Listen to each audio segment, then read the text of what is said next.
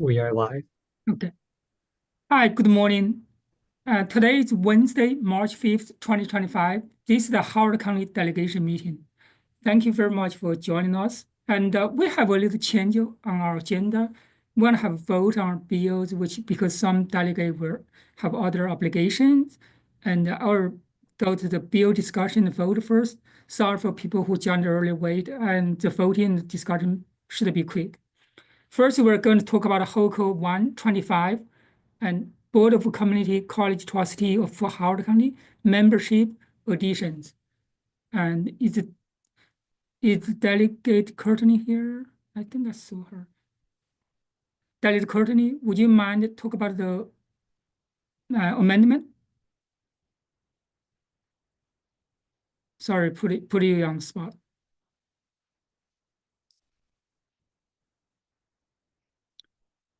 So,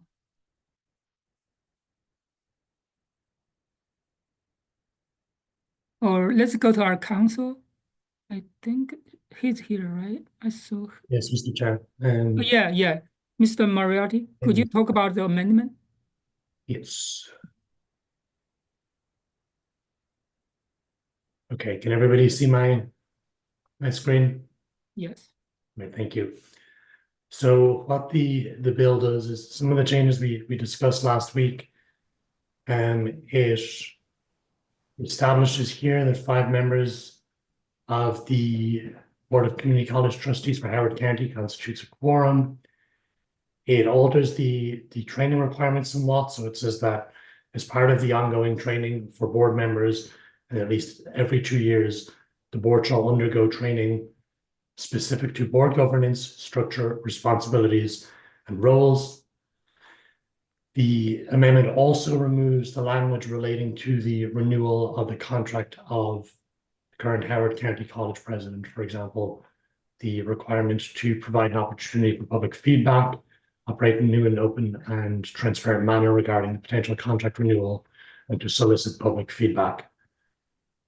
It also alters this provision here so that while there is still a 6-month update report requirement from the Board of Community College Trustees, that they have to submit to the General Assembly on the status of the faculty union contract, the bill under this amendment would now say that update is no longer needed once the faculty union contract has been finalized.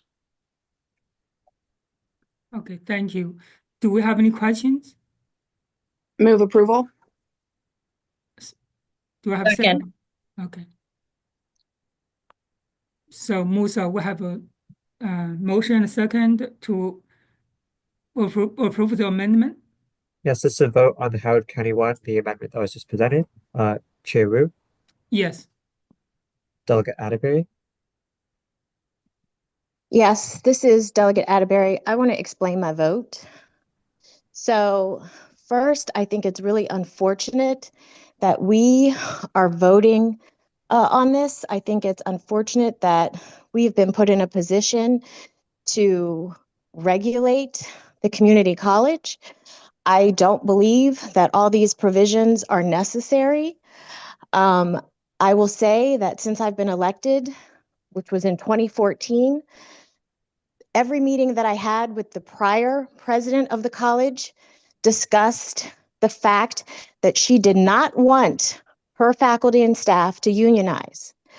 And I suspect that she had that same conversation with other members of the delegation. The current president has never said that to me. I want to make that very clear. Has never said that to me. And in fact, in my most recent conversations with the college, they have mentioned that they want to move forward in good faith with the unions. So I hope that both parties come to the table in good faith. I think that provisions related to quorum, provisions related to open meetings are things that should be left to the particular organization, and that we as a body do not regulate that anywhere else. So I think this is an attempt to control the college, which I think is unfortunate. With that being said, I want to thank my senator for working with me in good faith and removing what I believe to be the most egregious provision that was in the legislation that was related to the contract. And because of him and the removal of that, I will vote yes, even though I think we are moving in the wrong direction, and in the future, I will not be supporting legislation that is related to controlling the college at any point in my legislative career. Thank you, Mr. Chair. Thank you. Delegate Feldmark?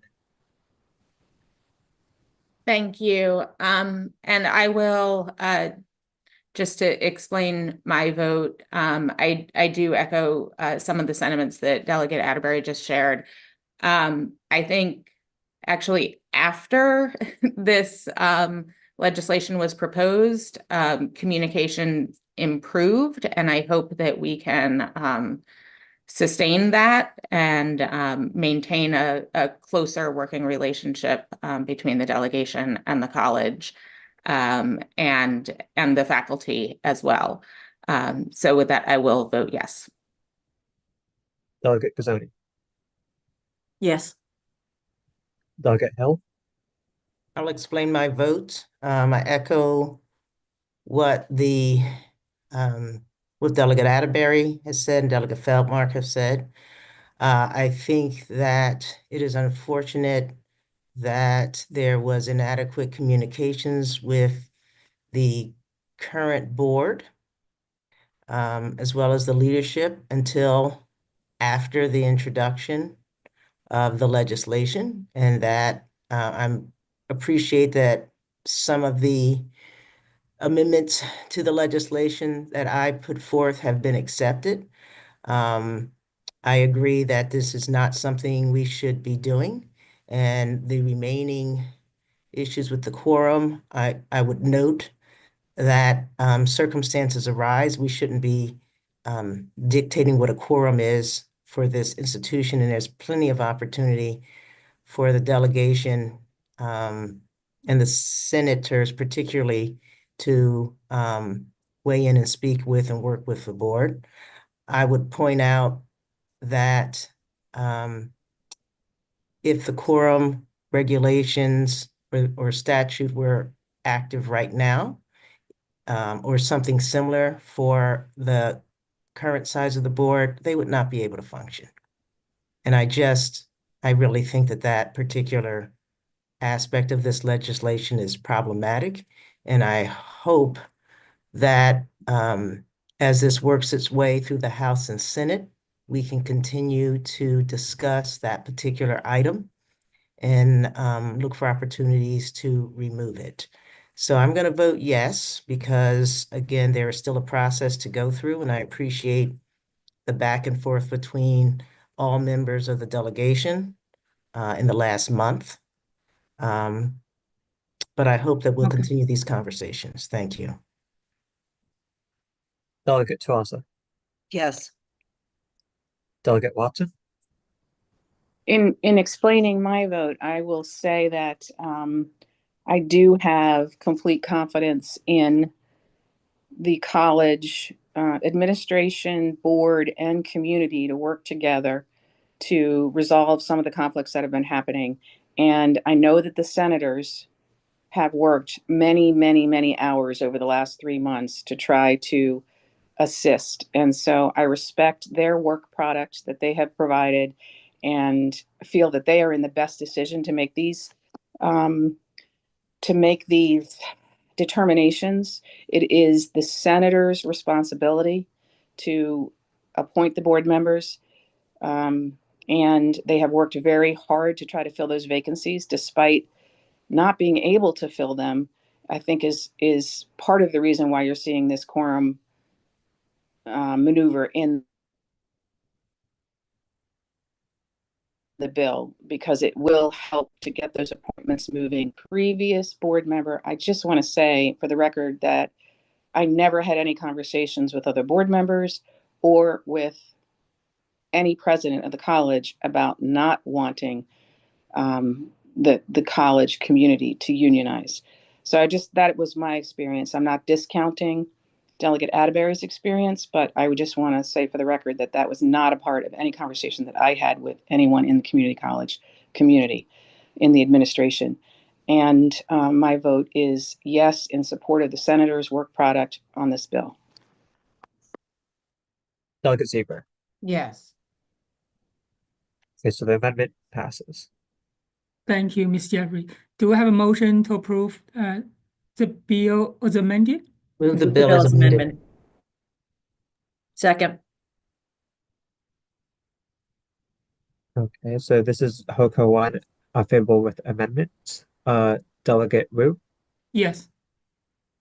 Delegate Atterbury,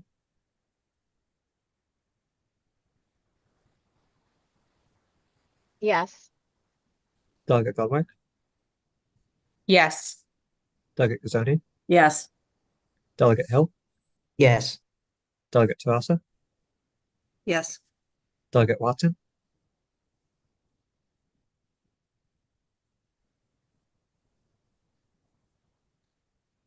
And Delegate Watson, you're on mute. You need to unmute. Yes. Delegate Ziegler. Yes. HOCO 1 as amendment passes. Thank you, everyone. So we're coming to second bill, HOCO 2025. And Delegate Feldmark, would you want to talk about the amendment?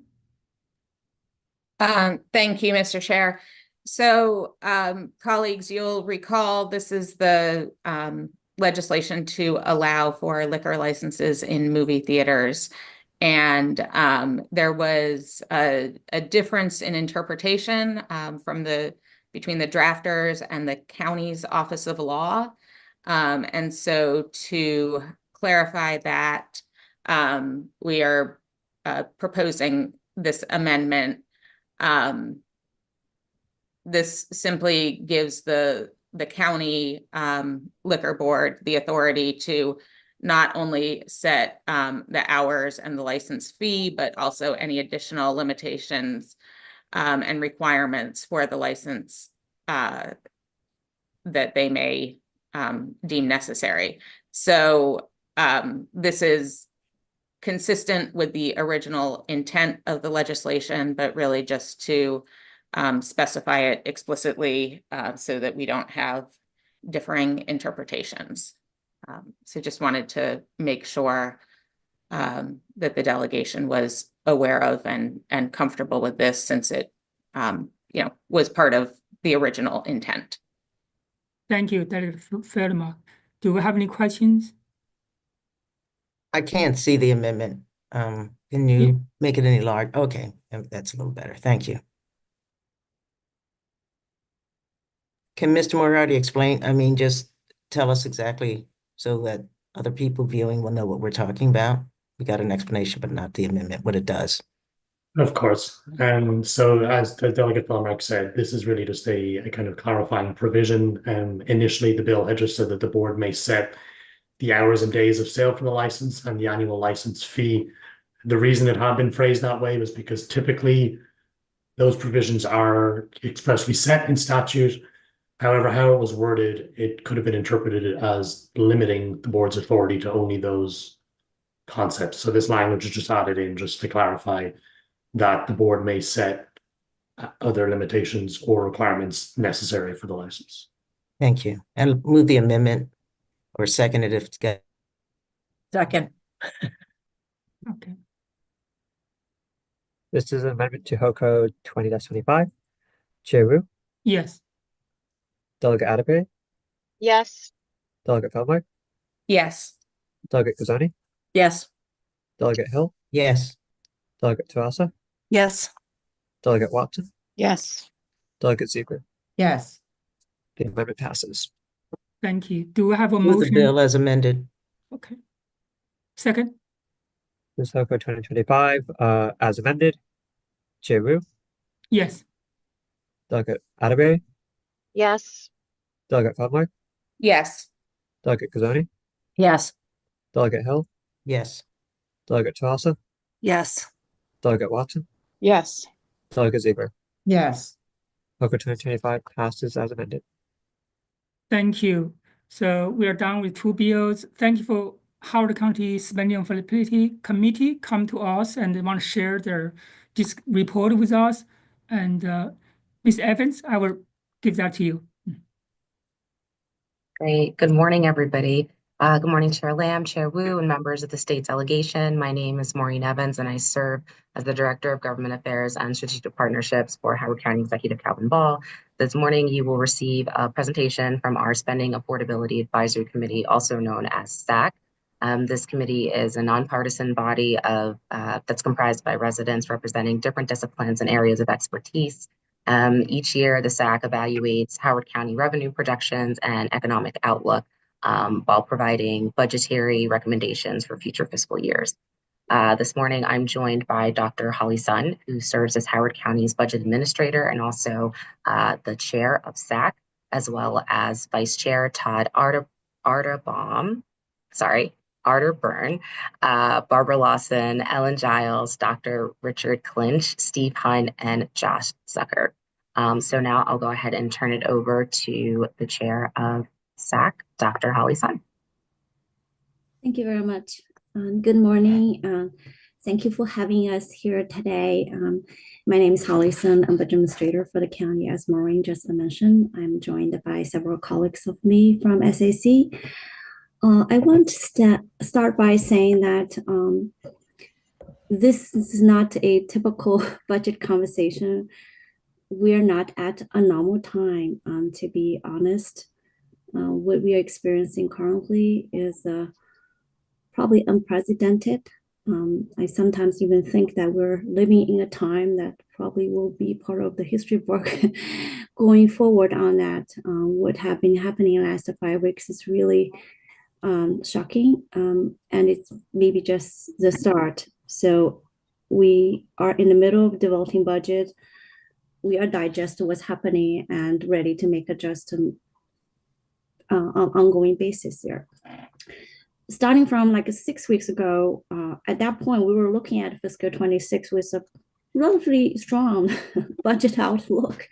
At that time, we were looking at property tax growing by more than 4% and personal income growing by likely more than 4%. Then obviously we have to toss that out completely. When the committee get together and discuss about recommendations about 3 weeks ago. So at that point, the committee look at what's going on and thinking that, gee, we should take a prudent outlook and let's keep the general fund growth at no more than 4%. And last night I was thinking, are we even going to have a growth of income tax at all? Just last few days there, we heard Federal Reserve branch was looking at a likely negative growth of GDP. And stocks market has been tangling.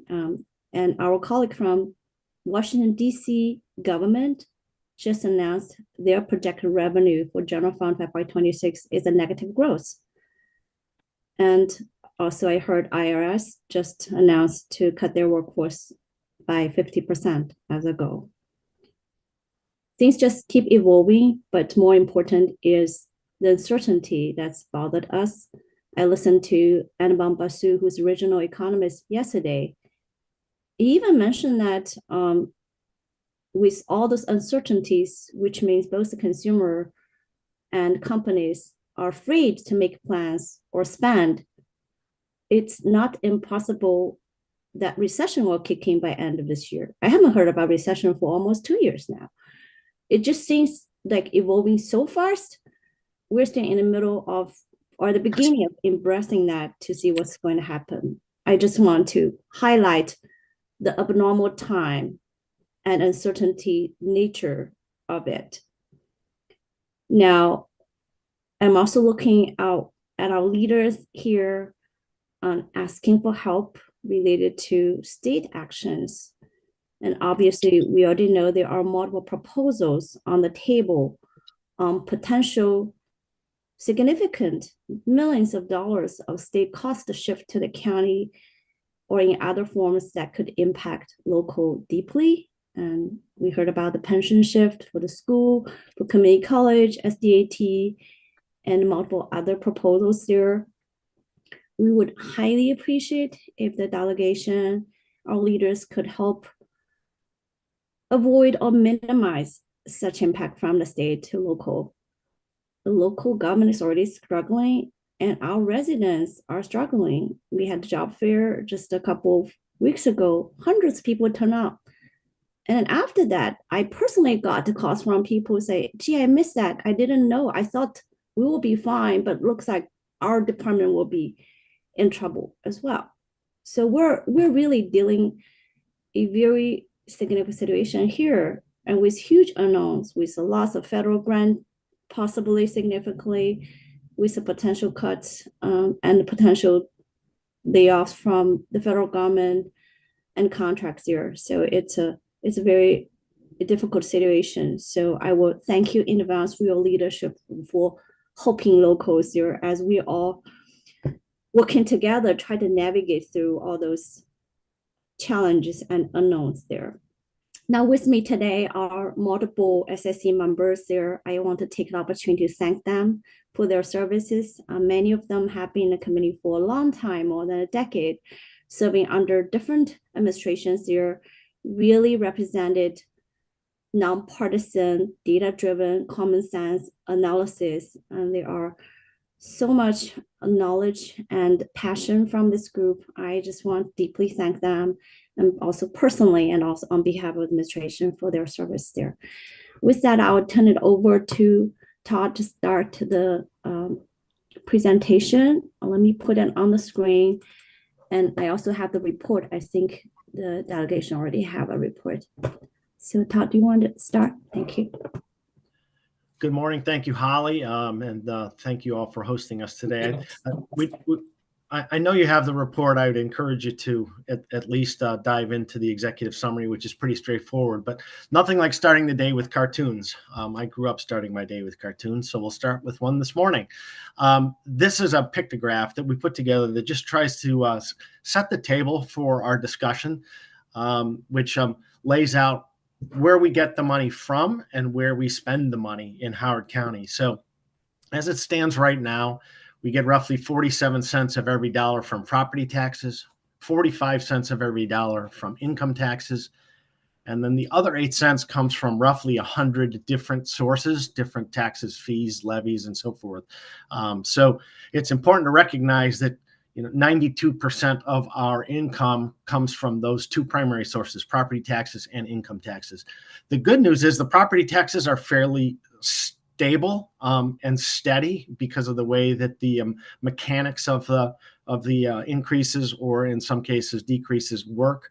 But they are fairly predictable and steady. Income taxes, on the other hand, are very wild, and they can swing wildly through the year. So it's very difficult to predict. Somebody had just mentioned that, when we look at a recession and job losses, obviously we look at significant decreases in income tax receipts.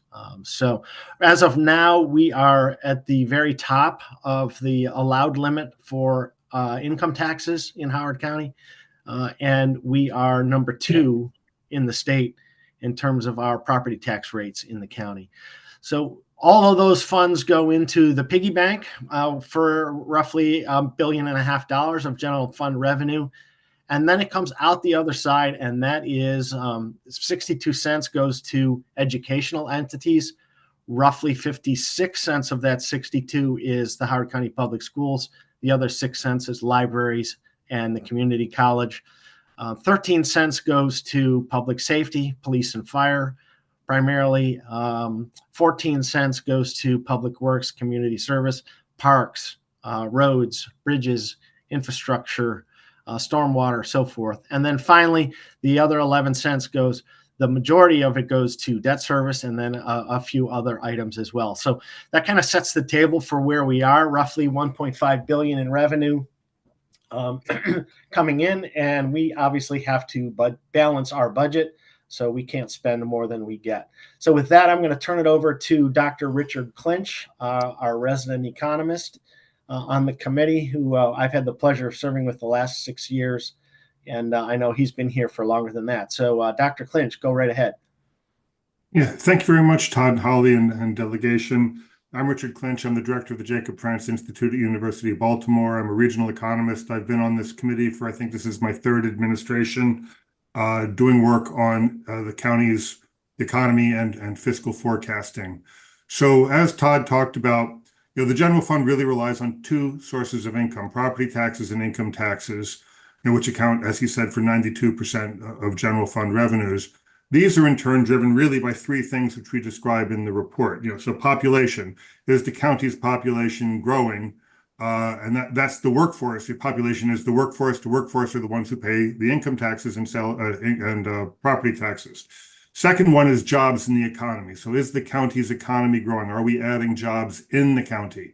So do we have more employment than we had last year? Is that growing? And that really influences mostly property taxes, but also a large share of the county's resident population works in Howard County businesses as well.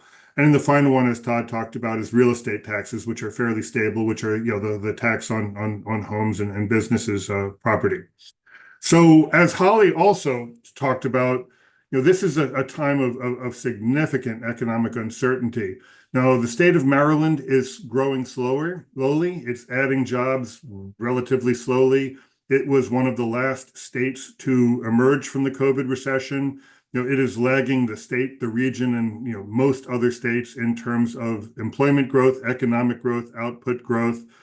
Now, Maryland as a state is also facing slow population growth and an increasing out-migration of population. Maryland is at this point losing high income and highly educated residents to other states in terms of out-migration. And then as Holly kind of talked about, we're at significant risk for federal spending. So my next slide will go into, Maryland is one of the, can we go back one? I wasn't ready to switch yet. As I'll go into in the next slide, the federal spending is a real driver, not only the state, but also of the county's economy, but also state actions. I mean, decisions that are being made now in Annapolis in terms of income taxes and taxes on business have the chance to significantly impact not only the state's economy, but significantly the county's economy.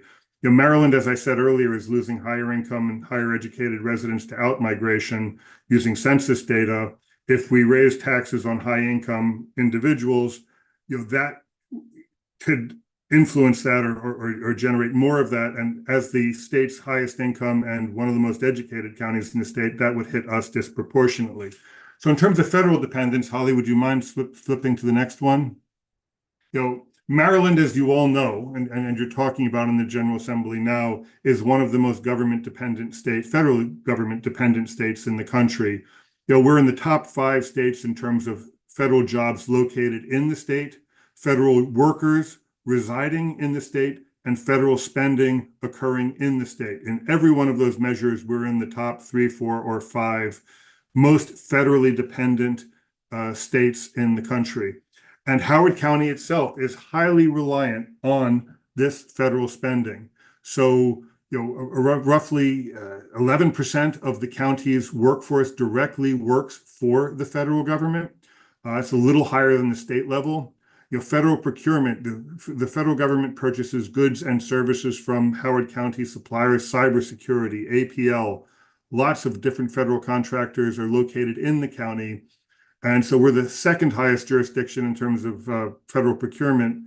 And then when you think of it, the county is significantly exposed to federal procurement outside of the county, because about 2/3 of the county's workforce goes to jobs in the Baltimore, or more importantly, the Washington area increasingly. And a lot of those jobs are in federal contractors. So decisions being made right now in the federal level have the significant impact, will have a significant impact on these employment opportunities. So as Holly talked about, people not just dependent on federal employment directly, so federal workers, but people working on the federal contractors who are facing significant reductions in federal purchases.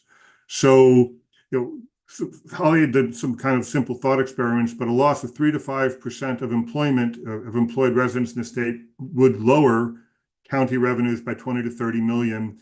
And the county also receives significant grants in terms of providing the social services, 25 to 35 million per year.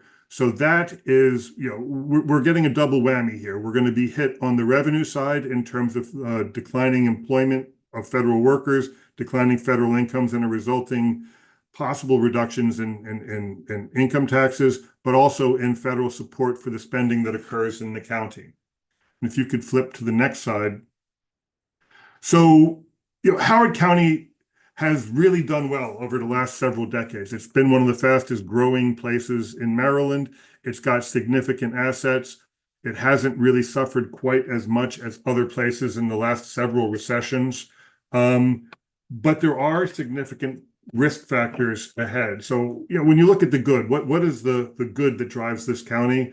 What are the key opportunities for supporting growth in Howard County? We have among the most educated workforces in the nation. We have the 10th highest median income in the nation. We have a strong property tax growth. So those are good things that provide a solid basis for fiscal planning. However, there are some real threats in terms of the bad issues that are facing the county's economy. The population growth is really slowed in the state. We've gone from one of the fastest growing to one of the slowest growing. One of the reasons that's occurring is we've run out of developable land, and that permitting has fallen. And also home sales have been down for the last 2 years because of the interest rate environment. The county is also facing a net out migration of residents using IRS tax data, and it's facing an in-state out migration, which was usually a driver of growth. The county's significant amenity base attracting residents from across the state. And then one of the things I want to talk about is Maryland or Howard County's employment is still below pre-pandemic levels. So we went from being one of the fastest growing counties in the state and region to not having recovered yet. So Maryland has just recovered, and Howard County has still not recovered from the COVID recession. And again, as we talked about a little bit earlier, is this ugly issues. These are real significant threats to the fiscal outlook in the county. State shifting of costs has the impact of increase the need for the county to spend, again, in this risky fiscal environment, but also this mass reduction of workforce and other policy changes have the significant potential to decrease income tax revenues and increase the need for spending as some federal spending is cut. So I'll pass it back over to Todd here. So the quote is quite relevant. We fear we're right at facing a situation where our revenues could be going down and our demand for services will be going up, which is what we've called a double whammy effect of what we're looking at looking forward. For fiscal 26, our revenue growth planning projection is for a 4% increase. We may get there, we're not sure, because of the income tax situation. Not so much the property tax side, which is much more stable. We do, in recognizing that the medium and longer term look gives us a little pause. And so we are recommending a very conservative GO bond ceiling for this coming year of $25 million. The primary reason being that we really don't know how we're going to emerge on the other side of what seems to be pending now. And we don't want to commit the county to a long-term obligation when we don't have growing revenues to enable the county to meet that long-term obligation, which is why we go to the number of 25 million for this year. Obviously, we come in with an assumption that the county is very concerned and protective of the county's AAA rating from all three rating agencies, one of very few counties in the country that has that. And that depends on long-term financial sustainability within the county, which is why we're urging a significant amount of caution for this year with new GO bond issuances. And then finally, our revenue growth projection looking forward for the next 5 years, we're recommending our planning for roughly a 3.6% annual average growth rate. We do see some chop in that over the next 5 years, but that is for planning purposes what we're recommending going forward. So with that, I think we're going to Ellen. Todd, you're going Yes. to me. Okay. Yes. Yep. Okay. So I'm just going to take a look at one of the other factors that impacts us when we look at growth, where we're seeing a change demographically in that where we used to look at our growth in the under 19, where we're seeing families come in with children that move through the system and continue to rise in terms of what their contributions to the income tax base are. Instead of growth, that growth instead is on the 65 plus, but that's also not a growth. It's a shift in existing population to over 65 whose incomes are tabled or lowered. So that absolutely then represents a decrease in the income we can expect from that demographic. And the trend also then leads us to the fact that there will be rising needs for seniors. And this provides us with an opportunity to re-examine and realign resources at the school level, who are predicting flat or even decreased student enrollment going forward, so that we can prepare ourselves for what's ahead of us and not what we've necessarily seen in the past. Then I guess we can go on to the next slide, which is the enrollment trends. So feeding off of the enrollment trends showing that we have a drop from our peak pre-pandemic of 1,500 students. At HCPSS now has more seats available than students physically enrolled in the system. And so the implications for that clearly are that an adjustment in fiscal planning is warranted. And I would like to applaud the HCPSS and the board for already looking at that in terms of establishing a new sort of more strategic approach to how capital planning is prioritized and how that balances against their enrollment, their needs under state requirements, and whatever else is changing in this, this ever changing world. And so what we mention in the report is that while, as Todd noted, we don't look at launching new obligations, what we do is use our PAYGO in order to address critical maintenance, infrastructure maintenance needs, as well as work to pay down the debt so that releases and frees more money in the operating budget. So I think then I turn it over to Josh Zucker.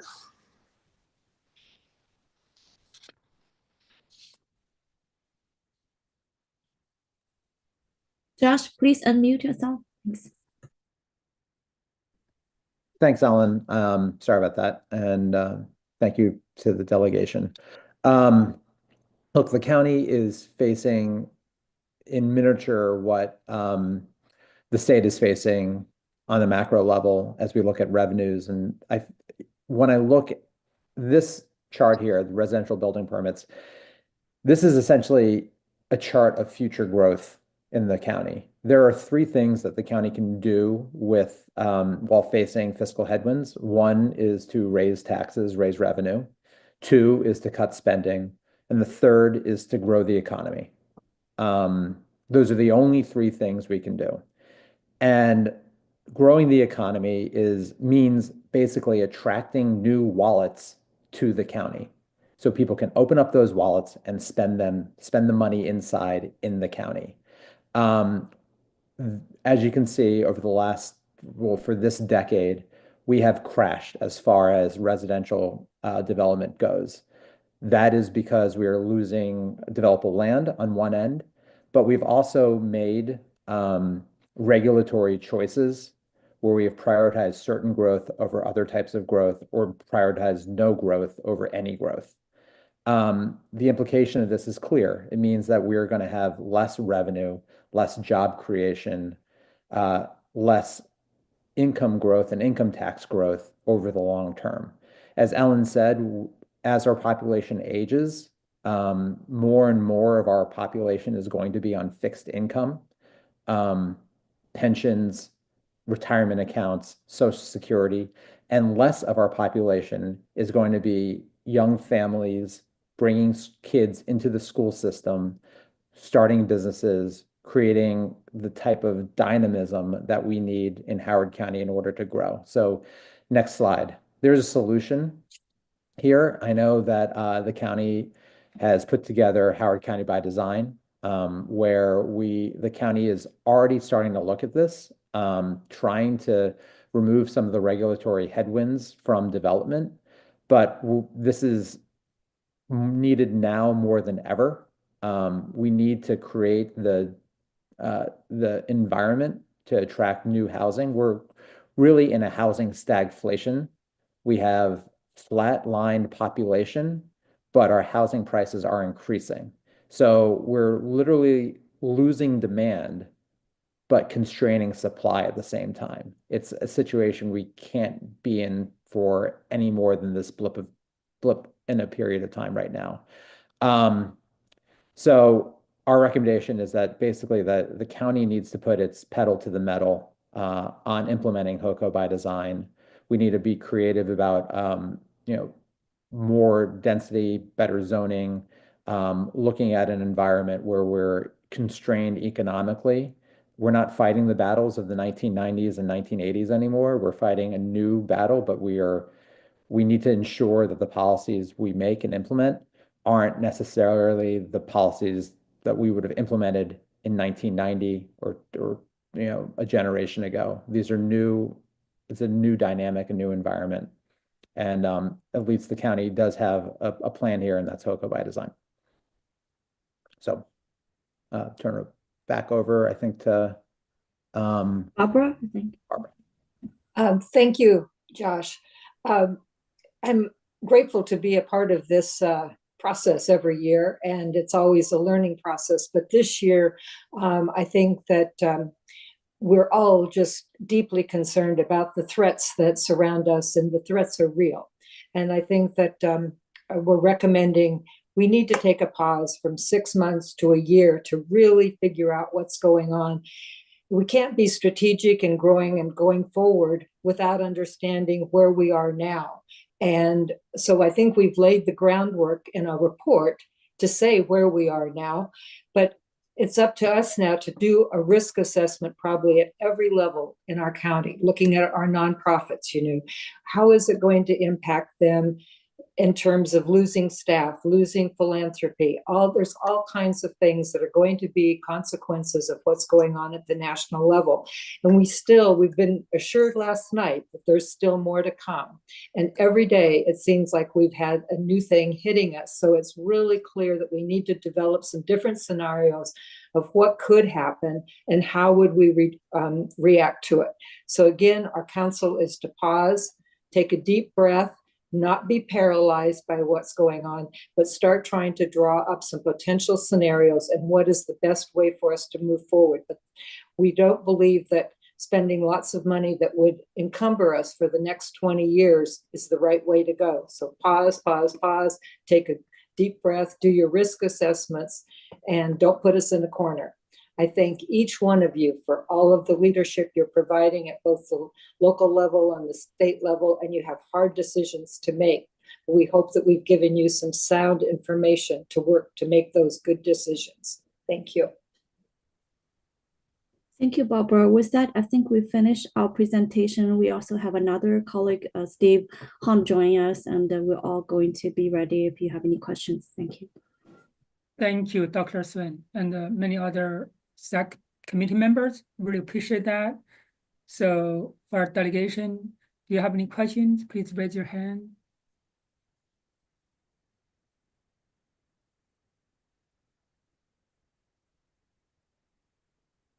Okay, Delegate Hill.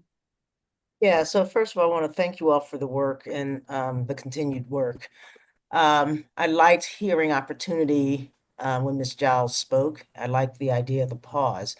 My question is, what are the limitations to looking at other approaches, like talking to those? I mean, if Howard County can't do it, no one can. You mentioned all the assets we have, right? And the biggest asset is the people themselves.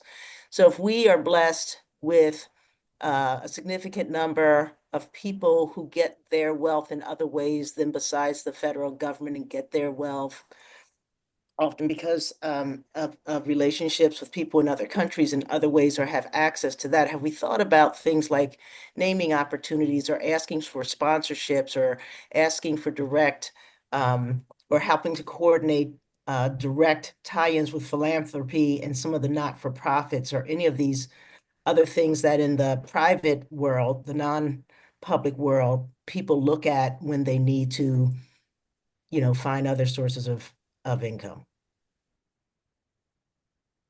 I could start, and I think others can chime in. I know the county government are in the process of doing that. Like more recently, for example, we did a job fair. We collaborate with other private partners and then try to offer the opportunity where possible for those direct impact by federal actions and other policy changes there. The issue is, I think the whole labor market is constraining currently. And we also heard private sectors coming to us express difficulty in different manner. You probably also read from the news nationally, a lot of companies are starting laying off there. Things are trickling down from different aspect there, but you're absolutely right.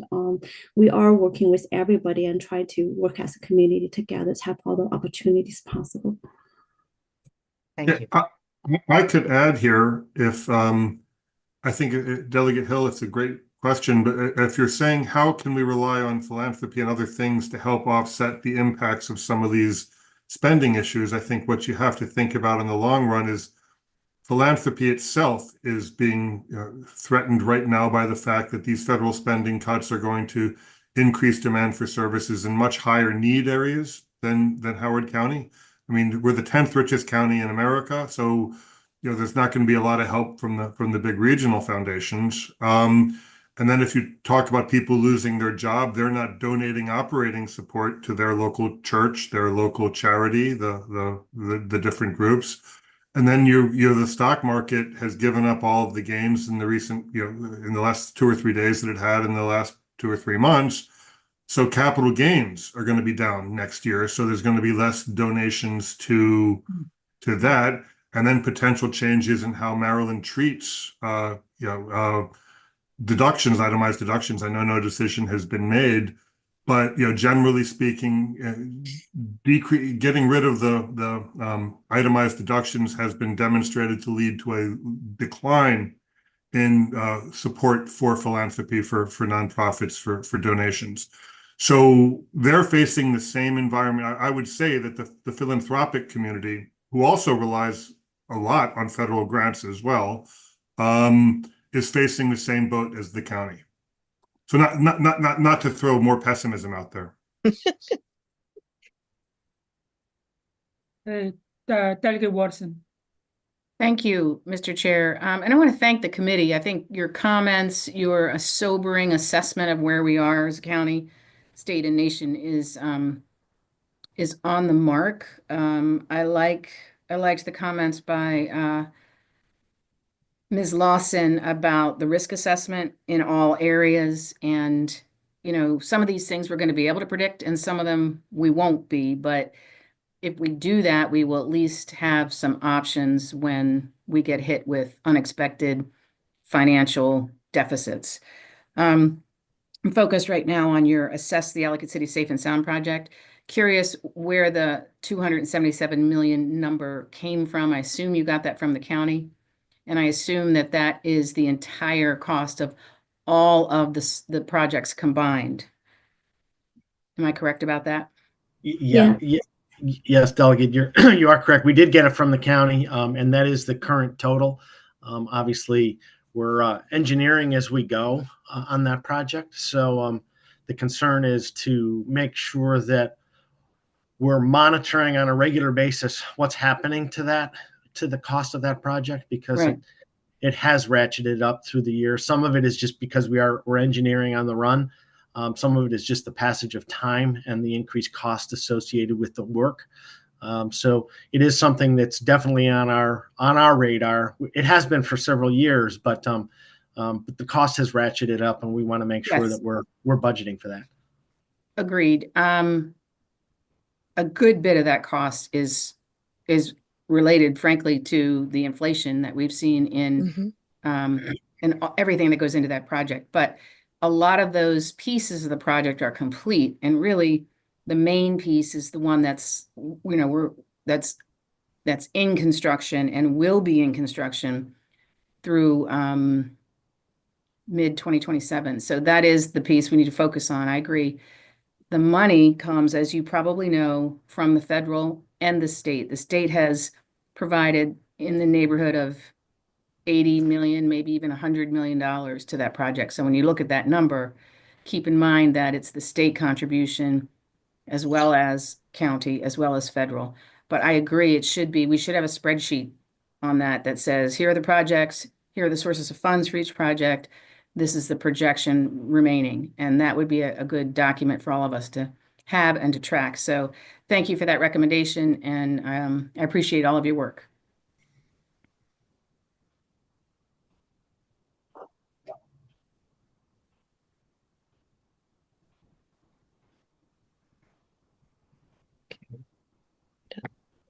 Thank you. I think there's other delegates that has hands up. Yes, I'm sorry. Delegate Wu had to leave for a subcommittee meeting. So I will call on Delegate Feldmark. Thank you. Thank you. Thank you, Madam Chair. So first of all, thank you to the committee, and not just for this presentation, but I think the fact that we have residents who have been giving your time for years and years now, and really building so much institutional memory and knowledge around this, our budget process is really invaluable. So thank you all. I guess I have lots of questions, but one specific question to focus on right now in the discussion of sort of demographic changes and school enrollment. I'm wondering, I know with the pandemic, we saw a shift to more private school enrollment, and that has, not all of those students have come back to the public school system. But I'm curious in the projections that you are looking at, how much of the decrease, either the slowing in increase or eventual decrease in enrollment, is based on the population of school-age children in the county versus enrollment in private or public schools, or perhaps homeschooling. Do you want me to take that? I'll try. Okay. Yes, we haven't recovered, and some of that is definitely reflected. And we now, according to the school system, the 96% of eligible school-age children that were enrolled is now dropped to 92. But on top of that, we're seeing statewide, nationwide, a drop in population under 19. Okay, so it's a smaller percentage of a smaller population, which is contributing to that goal. But the state is predicting the lowest kindergarten enrollment for the next 2 years. The county's own numbers, both from DPZ and from the school system, is for flat enrollment or even drops over the next 10 years. So it's a combination of things. But definitely, if we're not seeing a turnover in terms of bringing in more 19 and unders, that's going to stay where it is. And that is implicated in that involves things, as Todd and Josh pointed out, about available housing, about the cost of housing, and about the viability of that being sustained. So that's why our recommendations are to look at, addressing critical maintenance, making sure that the life of our existing assets is maintained and updated and provides. And we look at ways in which to consolidate some of the things we're doing, just to make sure that we don't lose the advantage that we already have. Thank you. And if I may add real quickly, the the projections, the population projections that I've seen have shown for a decrease over the long run in the under 19 population. I think that's driven by a variety of factors. One is, changing patterns of development. We're having much slower housing development in the county. As people age, they age out of the schools, and as they remain, they're not sending. So we're having less churn in the market. Then if you think about long-term patterns of development in the county, we're going to be changing to a more dense style of development that tends to attract younger people that, pre-children or young children that, aren't increasing the demand. And so we're facing a long-term change in patterns of development in the county in terms of both slower growth and a changing composition of growth, which will have implications on school demand. Thank you. Can you take down the, I would love to get these slides, but can you take them down so I can see the people? So I can see if anybody else has their hand up. Thank you so much. Are there any other questions? Any further discussion? I guess I have one question, I think for Ellen. It seems to me in terms of attracting young families, and the problems around this and the national demographic trends are enough to make your head hurt. But our $500 million of deferred maintenance in our schools, I think, is something that is going to, if it hasn't already, cut into Howard County's desirability for young families that we need to bring in. So I'm just wondering, amid all these other challenges, if you have any thoughts about how to address that. Well, I think that we, in maybe not as directly, but okay,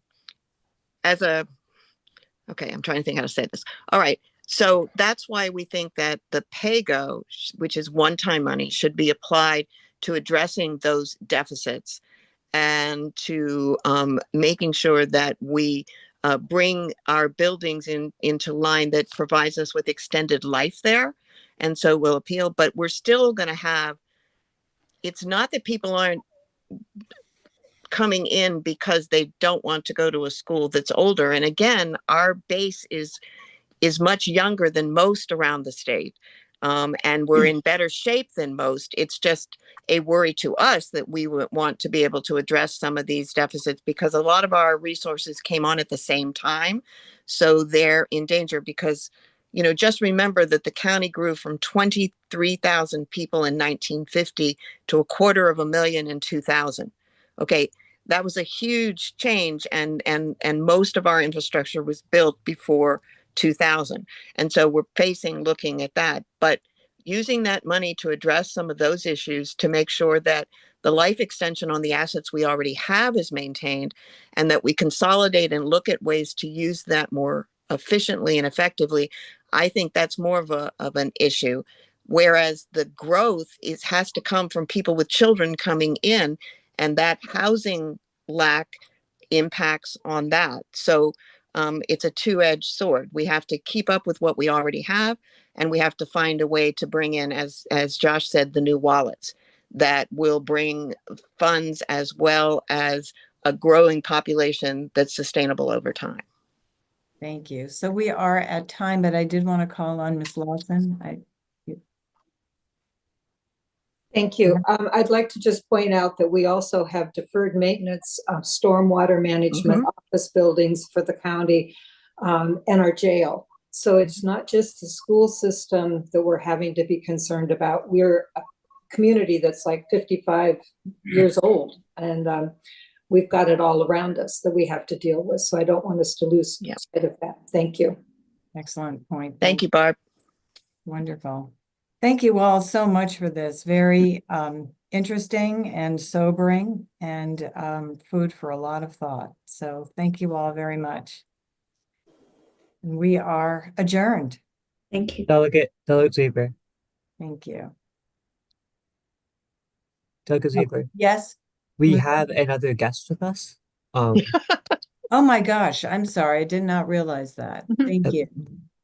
It was the mail-in auto insurance. I don't know if Okay. they're still here. They were on the agenda for today. I don't know if they had to leave. But if mail-in auto insurance is still here for the presentation, I don't see him I anymore. don't see them here. Okay, I'll Yeah. reach out to them. But Great. With our apologies. Sorry. yes, Yeah. yes. All right. Thank you. Bye, everybody. Have a great Bye. day.